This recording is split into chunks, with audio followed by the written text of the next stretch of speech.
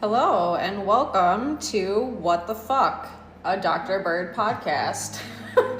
I am your host, Dr. Bernadette Bird Bowen, and this is the official preview episode of my new podcast idea that I'm calling What the Fuck. Anyone familiar with my work can guess that it is a continuation of both my dissertation project as well as my updated and expanded newest book called We Are Fucking Machines, Why We Are Like This and What We Can Do About It. And this is an additional installment of what I'm doing to continue the conversation. And my idea is that the podcast will involve me inviting random people up on the TikTok platform and invite them to reflect on some probing questions that I offer at the end of my book. So without further ado, what I'll do is just read the overall questions that I have at the end of the book, and then you'll get a gist of whether or not this is the kind of podcast you're into or not.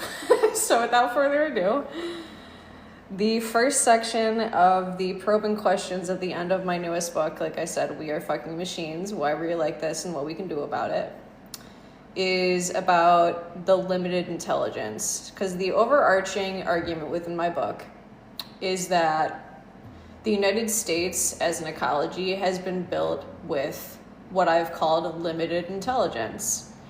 Because as I talked about in my first podcast that I've incredibly neglected because I didn't enjoy just talking to myself, I detailed the way that our idea of authority has been, although helpful in certain respects, in overwhelming and utter failure. And this era, which I've called the environment era since C19 started, has in many ways revealed to us the ways that we have both been cared for in certain respects, usually for profit, and then in most every respect otherwise ignored or erased or dismissed.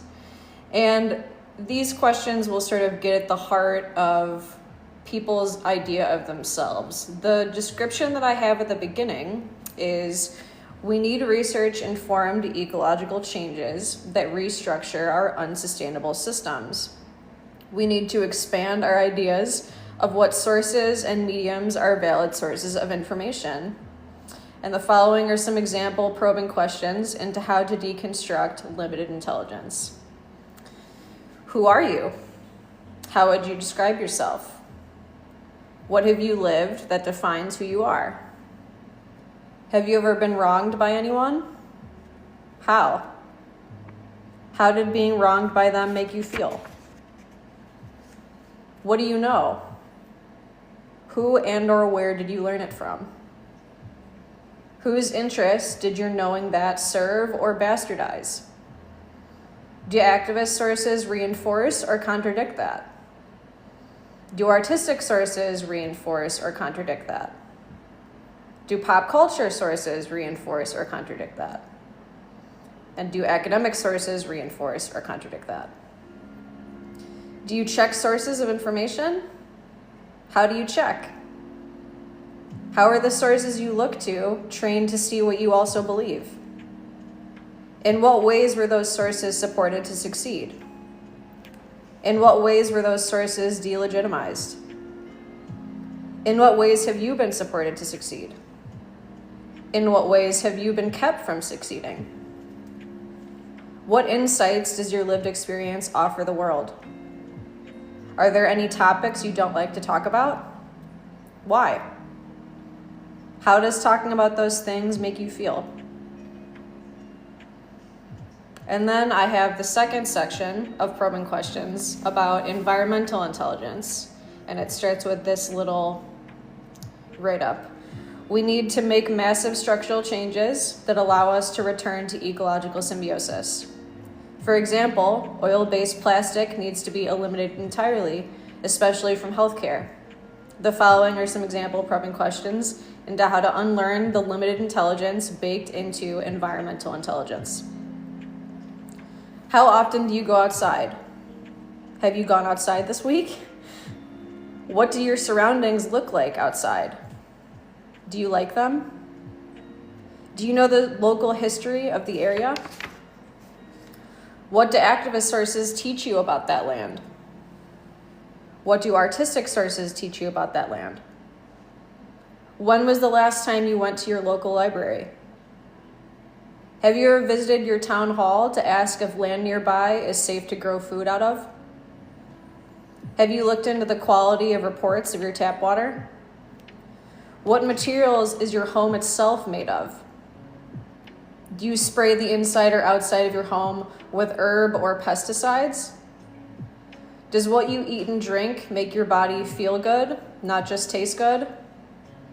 Do you smoke cigarettes or weed? How does it make you feel?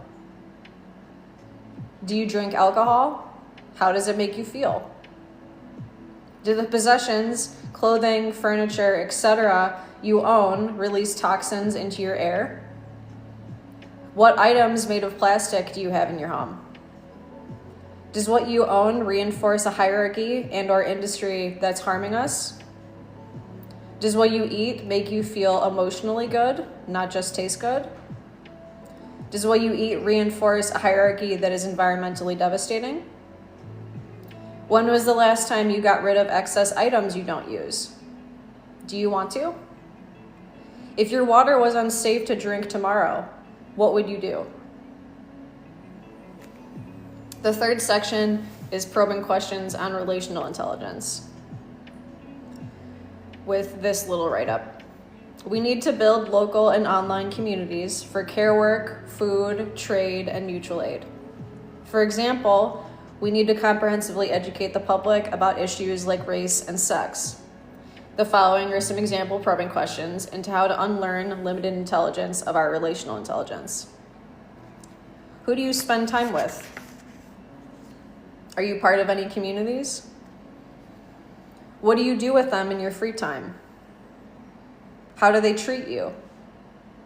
How does it make you feel? Do the people around you stand up for others when they're attacked?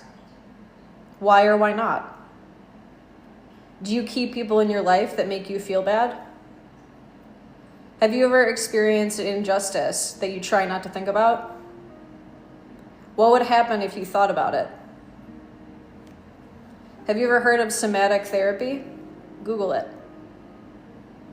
Do you set and practice boundaries with the people who disrespect you? Do the people around you challenge you in your ideas? What does love mean to you? How would you like to be loved? Do you feel loved by the people who say they love you? What does sex mean to you? How would you like to have sex? Do you have the kind of sex you want to be having? Do you allow yourself to move and speak freely around others? Do you say what you really mean in moments, even when you're afraid? What do you think the world really needs to know from you? Say it. The last section of probing questions is about the algorithmic environment, which again, it's the era since algorithms have been implemented. And then, as I said, the environment is my term for the world since C19 started, because it's dramatically altered everything. And this is the little write-up at the beginning of that section. Critical researchers are fundamentally gaslit by capitalists as media, who are uninterested in funding our liberation and ecological symbiosis, because doing so for them is not as profitable as exploiting, poisoning, sickening, disabling, and killing us all after selling us neoliberal plastic Band-Aid solutions. At best, even if Trump reinstates TikTok and doesn't absolutely ruin it with additional censorship and surveillance, he's still a fucking rapist who has openly fantasized about slobbing on the Project 2025 knob. But at least we saw for the billionth time, the Democrats will promise billionaires nothing will fundamentally change and keep their promise. Hopefully this, and what we're all learning from Chinese folks on Red Note about our comparatively embarrassing quality of life, wakes people up. The following are some example probing questions into how to unmask limited intelligence of the algorithmic environment. What social media are your favorite? Where will you go if they ever disappear? Who do you know that's still COVID-19 cautious? Have you talked to them recently? Have you had a conversation with them about why they still mask and isolate? How does the thought of doing that make you feel? How do you make connections elsewhere?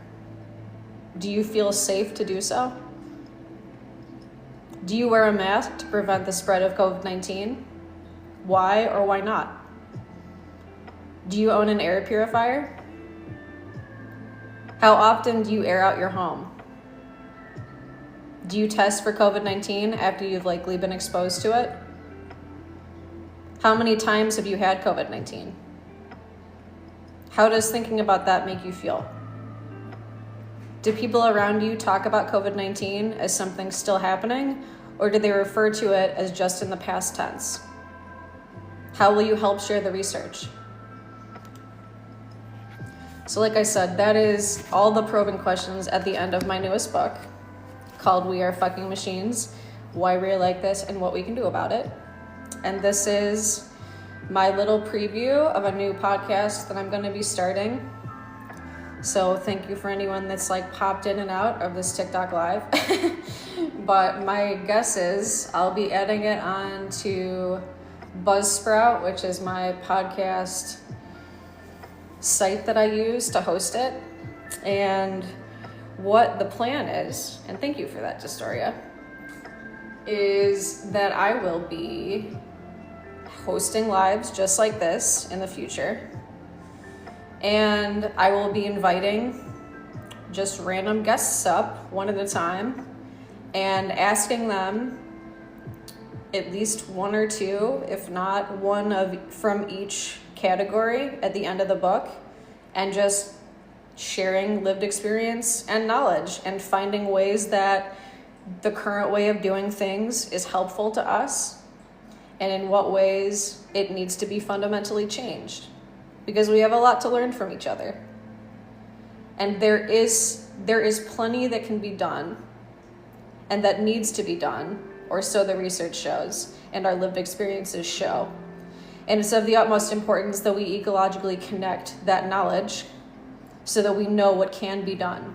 Because unfortunately, as many of us have expressed over the years, there's this burden or barrier that often stands between us and our ability to take the next step to make the changes that we know would better our lives.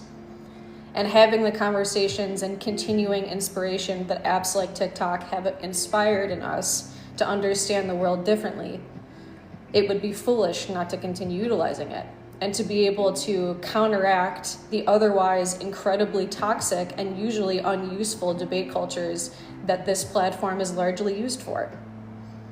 So this is my additional project in continuing that work.